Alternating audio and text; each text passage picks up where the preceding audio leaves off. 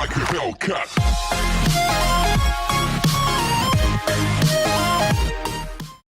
Hello and welcome back to the channel where it's time for part 6 of my ISS Pro Evolution 2 Master League quest to assemble the very best possible team. It's time for the 20th game of the season. As you can see, Davids and Bagiri both now in the team, which means we have a full first choice 11 of quality players. So the idea now is to fill out the rest of the squad with more quality additions.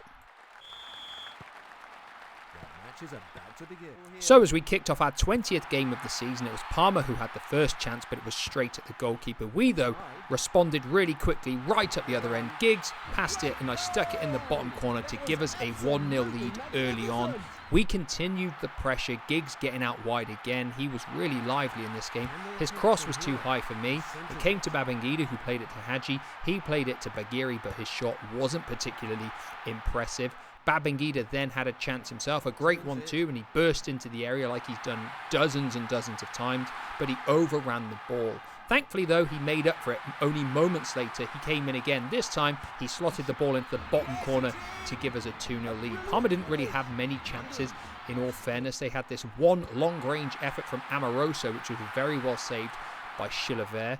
Ortega then had a free kick moments later, but even he wasn't able to do much with it. It was too tame, I should say, and Chilavert dealt with that. And as we reached the end of the first half, we were in the lead, I should say, 2-0. Come to an end.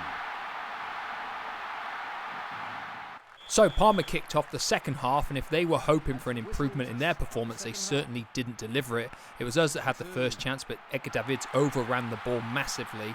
He doesn't have a great dribbling stat, and he was able to be thwarted. Palmer did have half a chance. They crossed it in, but they couldn't even get a shot on target, and that was pretty much it for them. It wasn't until the 35th minute when Babangida hit an absolute missile from the edge of the box to make it 3-0, where we really turned on the pressure. Literally 1 minute later, the ball into me, I spun the defender, slotted it home to make it 4-0.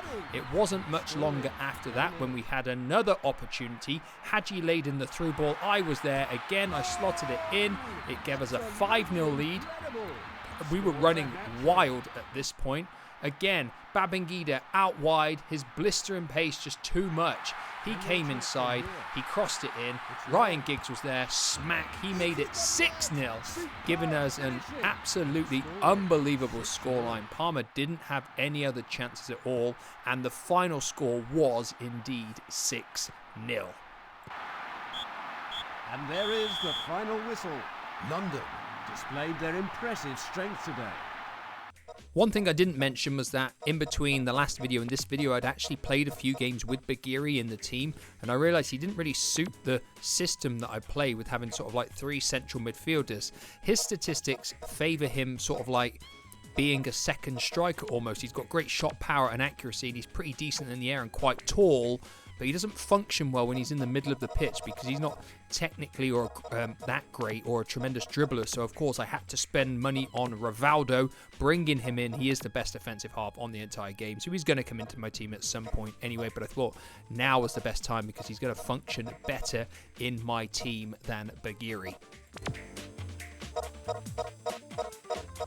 So, as I had 31 points left, I thought I'd get a substitute fullback, and Johnny is without a doubt the next best fullback after the two I've got. He has got speed 19 and power 18, so he's a great addition to the squad.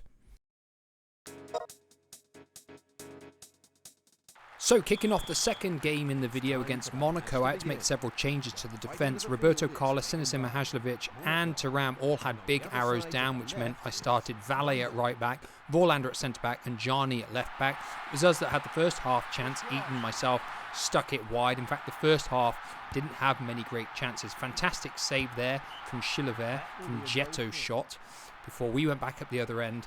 Giggs breaking out wide. He came in fantastic chance, but the goalkeeper came out and thwarted him. And that was pretty much the best chance we had. Rivaldo had a chance there, but it went over. Only half a chance, really. We tried to keep on the pressure. Babangida coming in, but his shot went wide. And it was pretty much the story of the first half. Monaco didn't really have any great chances either. Chance here from the edge of the box, but it was easily dealt with and we got it clear. And as we came to the end of the first half, the score remained 0-0.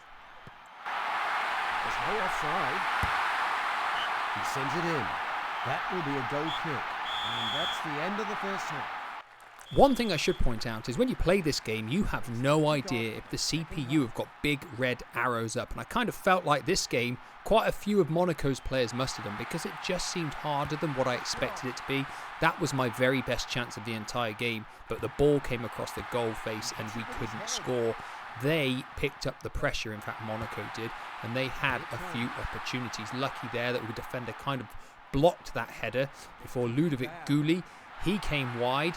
This time he got the cross in and they pulled off an amazing diving header from Simoni to give Monaco the lead. And this game was just completely frustrating. Babangida's cross was cleared. I just couldn't get any clear-cut, decent chances. Again, Babangida's pace causing problems, but when it came to the final finishing off of the chances, I just couldn't do it. And at the end, I could not score, and Monaco beat me. Just to prove that I don't win every game that I play on this game. I do win the large majority of games, but sometimes I don't win them all. So as always, I'm looking for suggestions, this time for players to pad out my squad. Probably a couple of side half midfielders, a centre forward, another defensive half, and a centre back or two. And then I'll be near enough there. That is it for today. Thank you for watching. And as always, I'll be back in the near future. Goodbye for now. Well then, all you football fans, farewell.